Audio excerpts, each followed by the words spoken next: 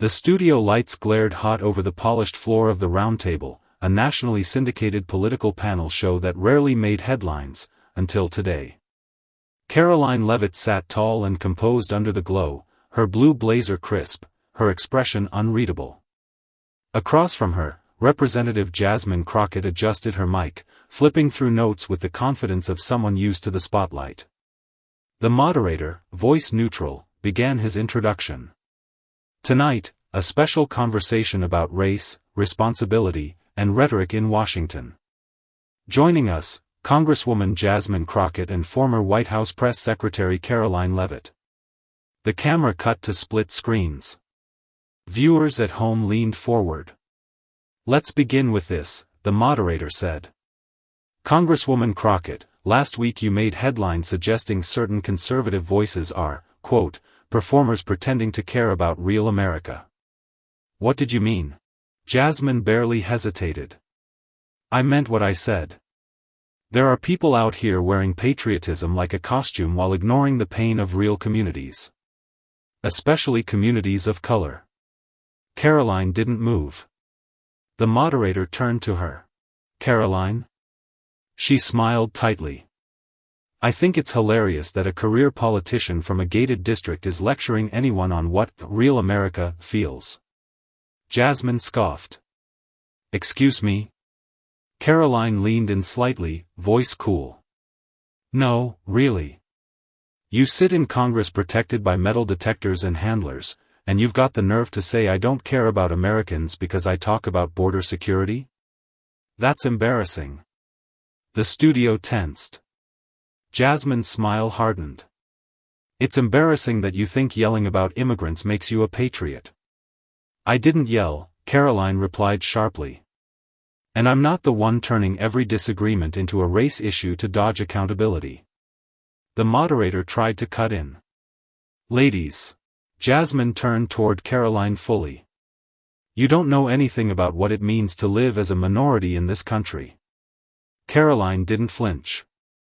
"I know what it means to be silenced for saying uncomfortable truths. Like how your party uses race as a weapon while failing the very communities you claim to represent." The crowd behind the cameras murmured. And then came the line, loud, clear, and delivered with zero hesitation. "Sit down, Jasmine. You're embarrassing yourself." Gasps. Some clapped. Others shouted back. But Jasmine Crockett didn't blink. Her expression shifted, less amused, more dangerous. "You just picked the wrong fight," she said. Karoline smiled. "No, Jasmine. I picked the right one." Finally. Jasmine's eyes narrowed, the kind of stare that didn't just challenge, it warned. She wasn't about to let that line slide. Her mic caught the crisp exhale from her nose, the silence before the storm. "I'm embarrassing myself," she repeated, slow and deliberate. "You sit here parroting every MAGA talking point like a press release and have the nerve to talk down to me?" Karoline leaned back in her chair, unfazed. "I'm talking up to the truth. It's above you right now." The moderator, now visibly tense, cut in. "Let's, please, keep this focused on policy. Congresswoman, the issue was about national priorities and..." But Jasmine wasn't listening. Her voice sharpened, tone icy. "You've never passed a bill, Karoline. You've never served a district, walked through neighborhoods destroyed by policy failures. All you've done is sit behind a podium and spin stories for a president who lost the popular vote twice." Karoline responded without pause. "And yet I've done more to protect this country with one press briefing than you've done with a year's worth of angry tweets and soundbites." Jasmine's jaw clenched. "You don't get to talk to me about impact. You've never had to fight for funding to keep a shelter open, or explain to a grieving mother why her kid got shot because Congress couldn't get its act together." "I'm sorry," Karoline tilted her head. "Is this the part where I'm supposed to feel guilty for demanding law and order? For believing criminals should be prosecuted regardless of zip code or skin color?" Jasmine raised a hand, palm out. "That right there, that is why this country is exhausted by people like you. No, Jasmine. Karoline's voice cut clean through the room. They're exhausted by excuses. The tension snapped like a wire. The audience, which had sat quietly behind cameras and producers, broke into a mix of gasps and low murmurs. One person whispered, "Damn," just loud enough to be heard in the mic feed. The moderator looked down at his notes, likely realizing this was no longer a panel, it was a battleground. "Congresswoman," he tried again, "can we?" But Jasmine wasn't finished. "You come from privilege. You speak like the rules were written for you, because they were. And every time someone like me speaks up, someone like you tries to belittle it." Karoline smiled, but it didn't reach her eyes. "Maybe if someone like you stopped hiding behind victimhood and started producing results, this country wouldn't be in crisis." Jasmine leaned forward, voice low and cold. "Say that again. I dare you." Karoline didn't blink. "Stop hiding behind victimhood." For one breathless second, the entire studio was still. Cameras rolled. Lights burned. And the clash was just beginning. Jasmine Crockett didn't respond immediately. She simply stared at Karoline, lips tight, nostrils flaring ever so slightly. The fire in her eyes had grown, not just from anger, but from calculation. She'd been underestimated before, but this time was different. This time, the whole country was watching. "You know what the real problem is?" Jasmine finally said, her voice lowered but heavy with force. "You don't come from truth. You come from theater. And you've mistaken applause from right-wing podcasts as public support. But they don't represent America. Not even close." Karoline leaned forward slightly, voice sharp and unwavering. "And you've mistaken likes on activist Twitter as credibility. You talk big, Jasmine, but when it comes to solutions, all you've got are slogans and hashtags." Jasmine's smile turned bitter. "You wouldn't last a week in my district. I wouldn't try to survive in a district ruined by policies your party pushed for 30 years, Karoline shot back. "I'd fix it." That landed hard. The moderator's eyes darted between them, hands twitching like he might cut to break. But no one moved. The audience was hooked. Jasmine shook her head slowly. "Fix it? The only thing you'd fix is a headline. You speak like someone who's read about struggle, not lived it." Karoline's voice lowered. "And you speak like someone who profits from keeping people in it." Boom. A few audience members visibly recoiled. Someone near the back muttered, "Whoa," under their breath. "You sit on your committee seats," Karoline continued, throwing words like equity and justice around like confetti while your constituents keep bleeding. "You don't want solutions. You want outrage. You build your brand on broken systems you never really try to fix." Jasmine slammed her hand on the table. "Don't you dare accuse me of benefiting from pain. I show up every day to fight for the people forgotten by voices like yours." Karoline didn't flinch. "You show up with cameras and slogans. I show up with policy." The moderator finally tried again. Let's cool it down for a second." But Jasmine was locked in. "You think because you can speak fast and sound clever that you're right? You're not. You're just louder." Karoline's voice dropped into a near whisper, dangerously calm. "No, Jasmine. I'm just done pretending weakness equals wisdom." Another gasp rippled through the studio. Even the crew had stopped moving.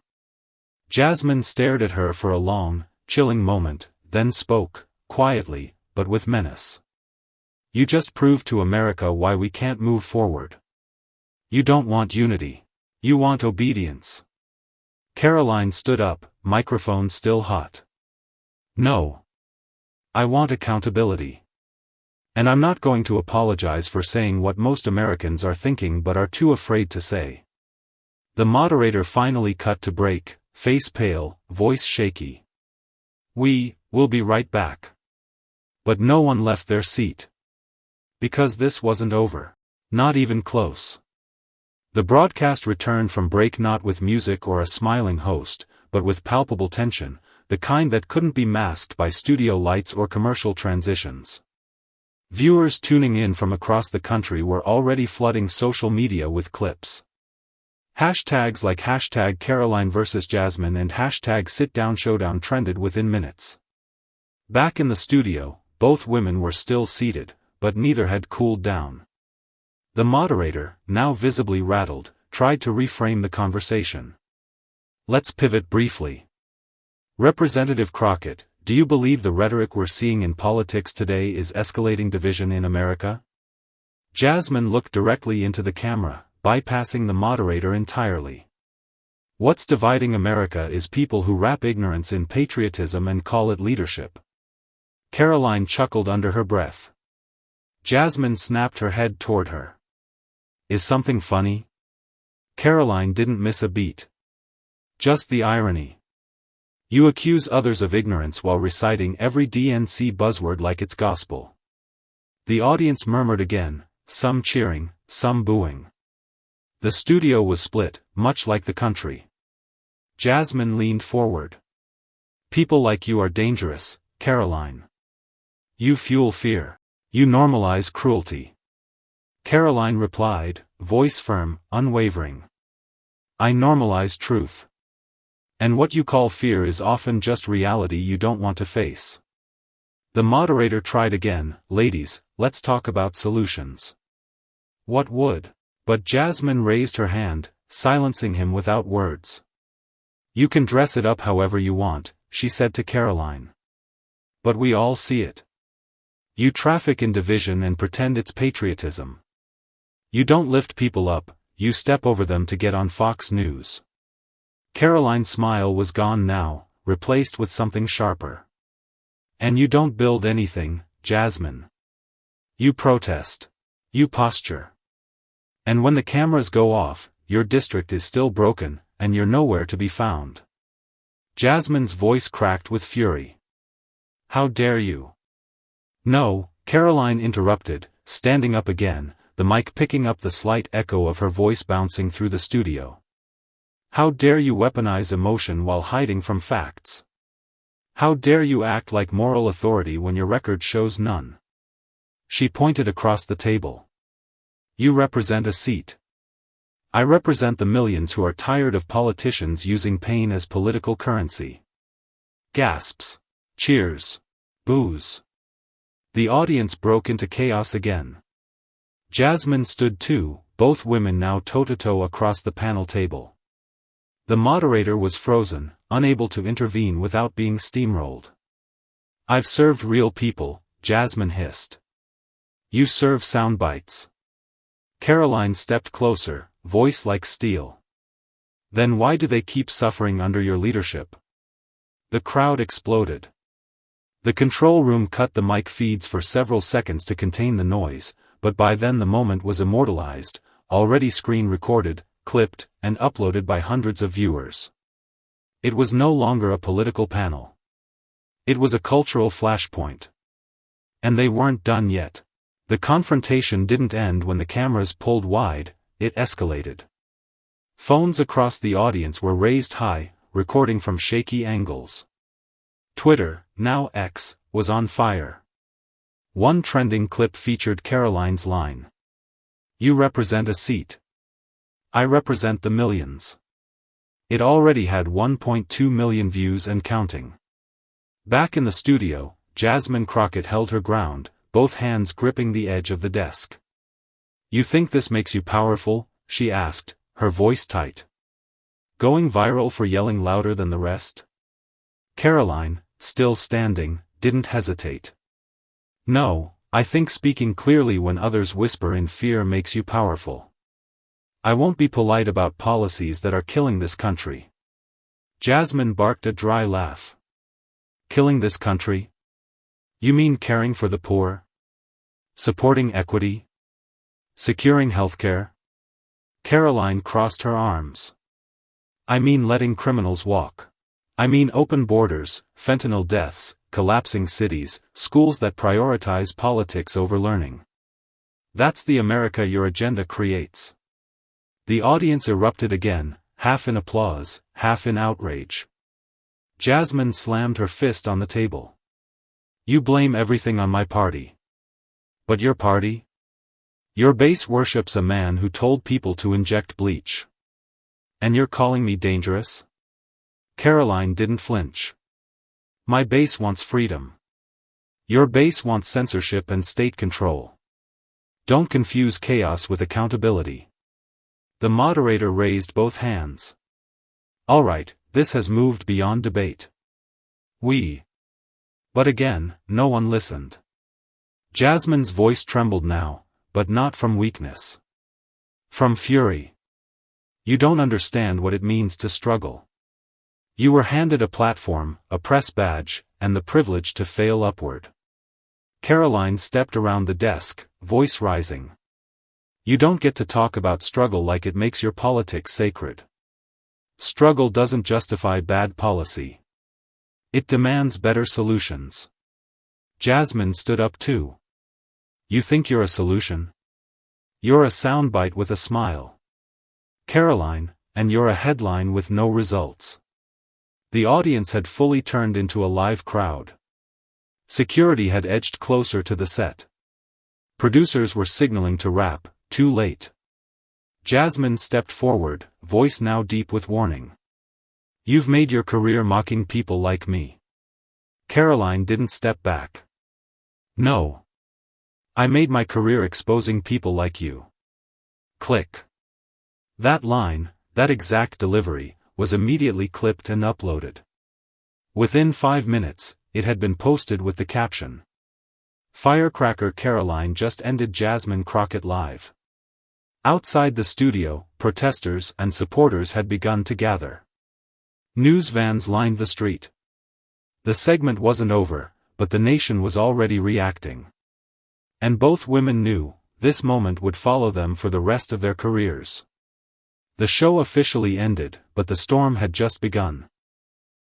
As soon as the cameras cut, producers rushed onto the stage, trying to separate Karoline and Jasmine before things escalated even further. Staff whispered frantically into earpieces. Security hovered, uncertain if they were managing a political segment or a boxing weigh-in. Karoline stepped off set first, walking straight past crew and assistants with the same tight, composed expression she wore on camera. Her phone was already buzzing, dozens of missed calls, a flood of texts. One from her media director stood out. We've got Hannity at 8. Be ready. You just made history. Outside, the scene was electric. Supporters waved signs. Karoline speaks for us. No more excuses. A handful of protesters shouted back, brandishing signs with Jasmine's face and words like, Truth matters. Stop the hate. Inside the studio, Jasmine stood frozen. Her team surrounded her, but she waved them off. Her jaw was tight, her eyes dark with fury and reflection.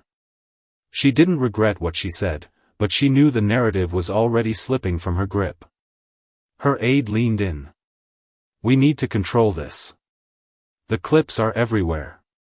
I don't care, Jasmine said flatly. Let them clip it. Let them see what happens when someone like me doesn't back down. She turned to the nearest camera still on standby and spoke directly into the lens. If Karoline Leavitt thinks she can bully her way through Washington, she better prepare for a fight she won't win. That, too, was recorded. Within moments, it was posted with a dueling hashtag. Hashtag Crockett claps back. But Karoline was already 2 steps ahead.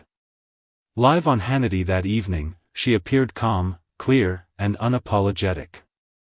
We've had enough of identity politics and performative outrage, she said. Jasmine Crockett wanted a shouting match. I came with facts. That's why she lost control. Hannity grinned. You called her embarrassing, do you stand by it? Karoline didn't blink. Absolutely. Because the American people deserve strength, not sound bites. And Jasmine? She proved my point. Clips of her statement shot across platforms. Comment sections turned into battlegrounds. Some hailed Karoline as fearless, others condemned her as inflammatory. But no one could deny the impact. Cable news ran it all night. Opinion pieces flooded in. Podcasts debated every word. And in a quiet office back in D.C., Jasmine scrolled through the reactions in silence. Her phone buzzed with texts from fellow Democrats, some supportive, some cautioning. But one message stood out. She's not done. And neither should you be. Jasmine locked her screen, stood up, and looked in the mirror. This wasn't over. It had only just begun. By the next morning, the Capitol was buzzing, not with legislation, not with international crises, but with the now viral face-off between Karoline Leavitt and Congresswoman Jasmine Crockett. Cable news stations ran competing narratives. On Fox, the Cheerin screamed. Karoline Leavitt schools Crockett in brutal showdown. On MSNBC, the spin read. Crockett stands her ground against far-right attacks. Even CNN, desperate to play neutral, declared it. The debate that divided America. Meanwhile, lawmakers in both parties whispered in hallways, watched clips in elevators, and shared memes behind closed doors. Some Republicans saw a rising star in Karoline. Others feared her fire might burn too hot. Democrats felt equally shaken. Jasmine had defended herself, but had she won? Back at Karoline's press office, the mood was electric. Her comms director ran in with a tablet. We're up to 9 million views in less than 24 hours. Trending in 5 countries. The RNC wants you on the stage for next week's town hall. Karoline didn't even look up from her laptop. Tell them I'll be there. And make sure they don't try to tone me down. The director raised an eyebrow. They won't. After last night, they want you louder. Karoline allowed herself the faintest smile. Her base wasn't just growing, it was galvanizing. She knew what they wanted, no apologies, no retreat. And she was ready to deliver. But she also knew the battle had left a mark.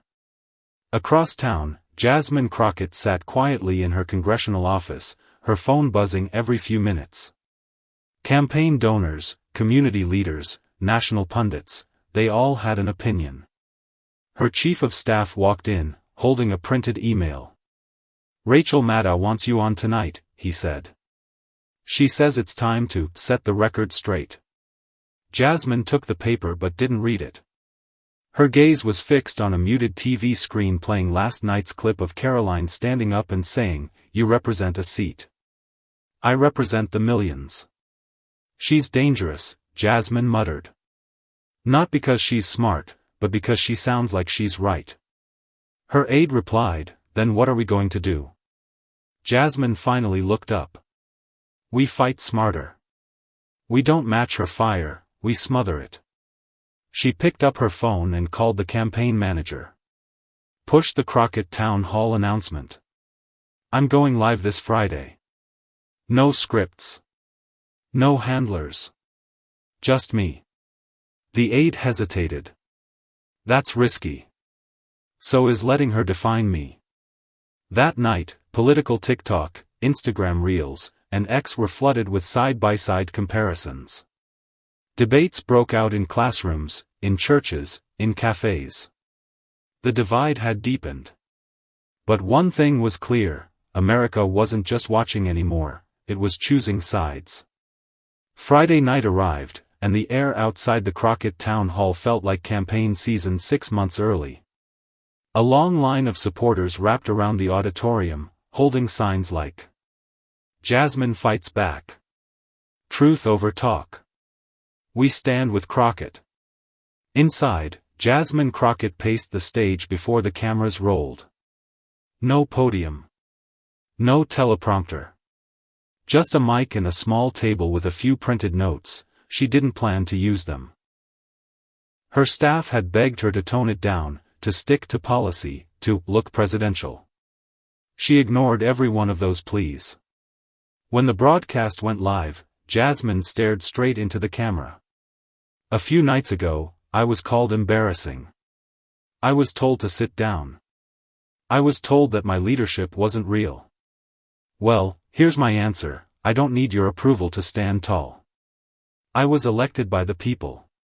Not appointed by a political cult." The crowd erupted. The live stream chat flooded with fire emojis and affirmations. Meanwhile, across the country, Karoline Leavitt watched from a hotel suite in Arizona. Her phone vibrated non-stop, but she muted it. She wasn't worried.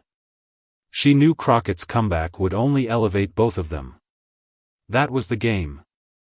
And Karoline had always been 5 moves ahead. Her press aide entered the room, holding a laptop. CNN's calling this a standoff of generational voices.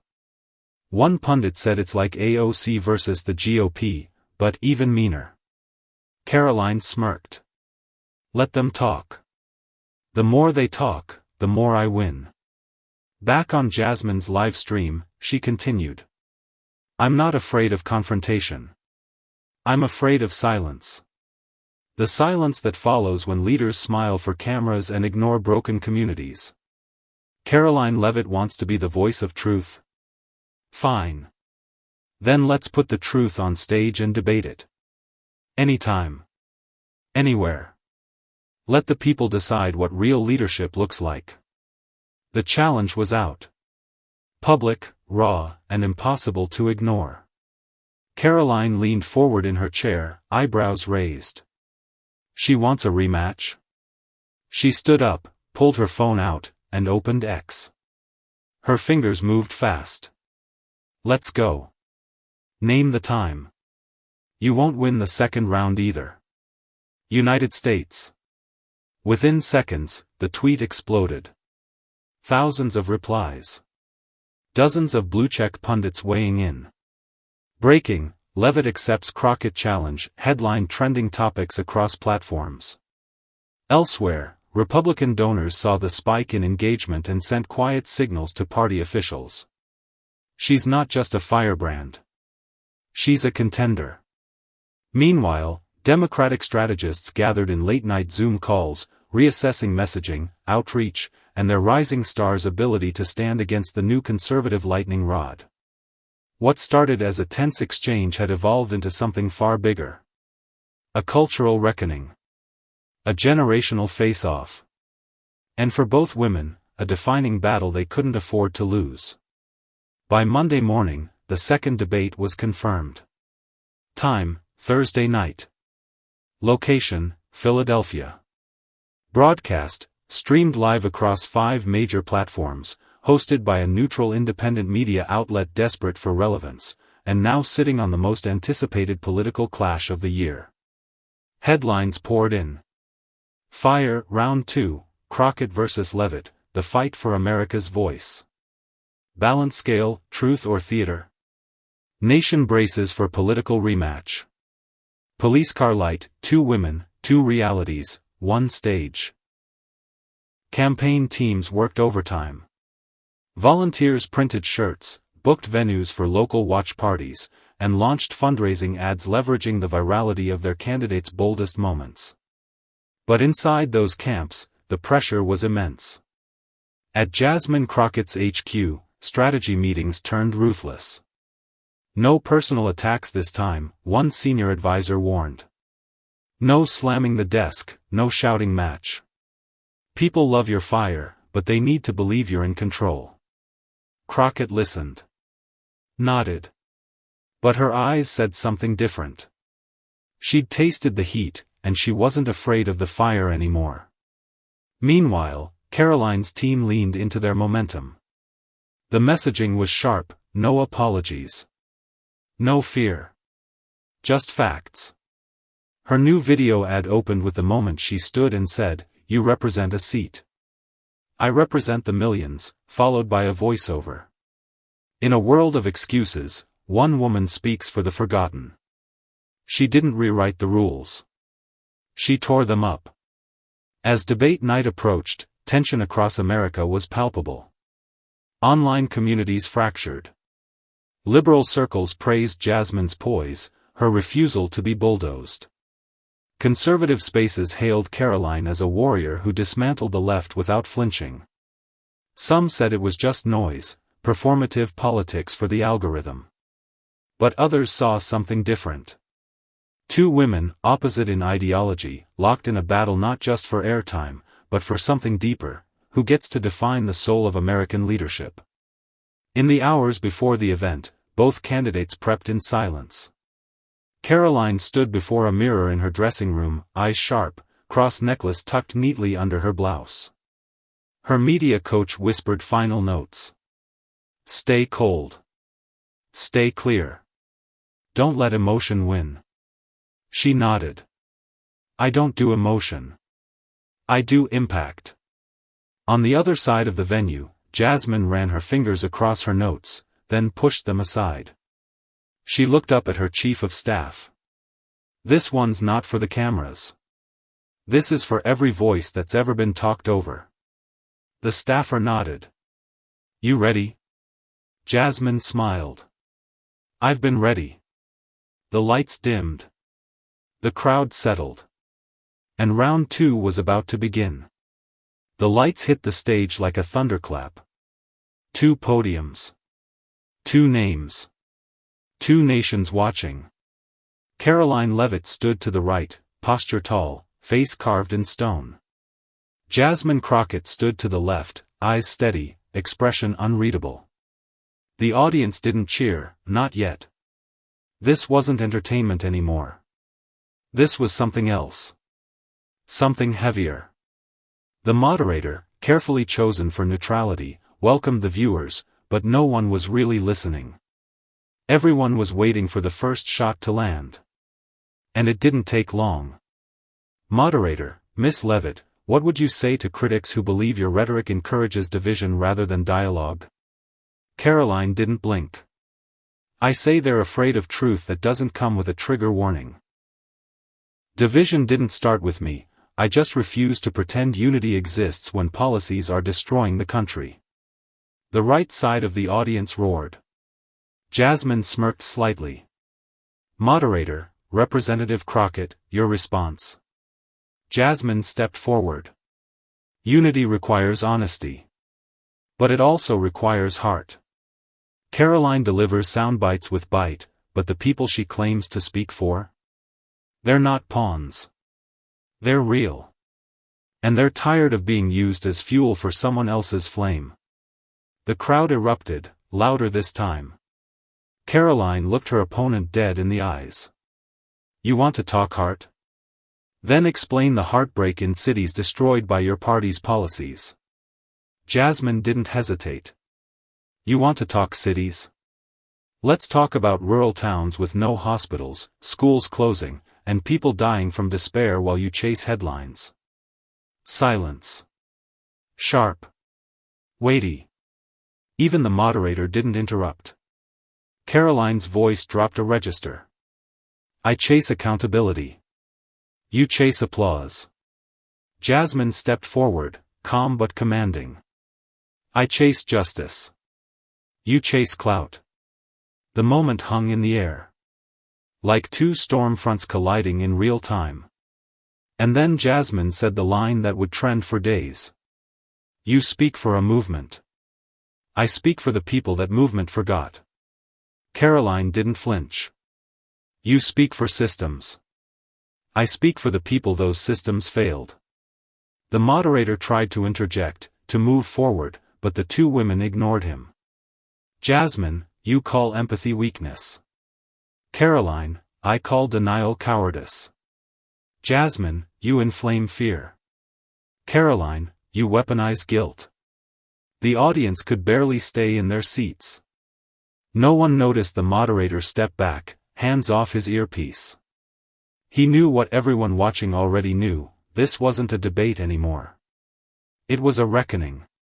One last question remained. Moderator, final word, what do you want America to remember after tonight? Karoline turned to the camera, eyes unblinking. That I never back down. Not when it was easy. Not when it was hard. I spoke what needed to be said, and I'll keep doing it, no matter the cost. Then Jasmine, quieter now, but just as firm. That power without purpose is hollow. That fire without wisdom burns everything. I'm not here to be loud. I'm here to lead. The lights dimmed. The credits rolled. The internet detonated. Social media was flooded within minutes. Fire, Karoline stands unshaken. Shield, Jasmine hits with heart. Studio microphone, who really won? America decides. Memes. Montages. Reels. Reactions. But underneath it all, something had shifted. Two voices. Two Americas. And a nation forced to listen. Thank you for watching this gripping showdown between Karoline Leavitt and Jasmine Crockett, a clash that exposed not just political divides, but the raw pulse of a nation torn between two visions of leadership. One stood for unapologetic confrontation. The other stood for unshaken resolve. In the end, it wasn't about who yelled louder, it was about who connected deeper. Politics isn't just policy. It's passion, belief, and the courage to speak when silence is safer. Whether you stand with Karoline's fire or Jasmine's defiance, one truth is undeniable. America is listening, and choosing. Don't forget to like, comment, and subscribe for more powerful face-offs that push boundaries and spark conversations. Until next time, stay aware, stay bold, and never stop questioning the narrative.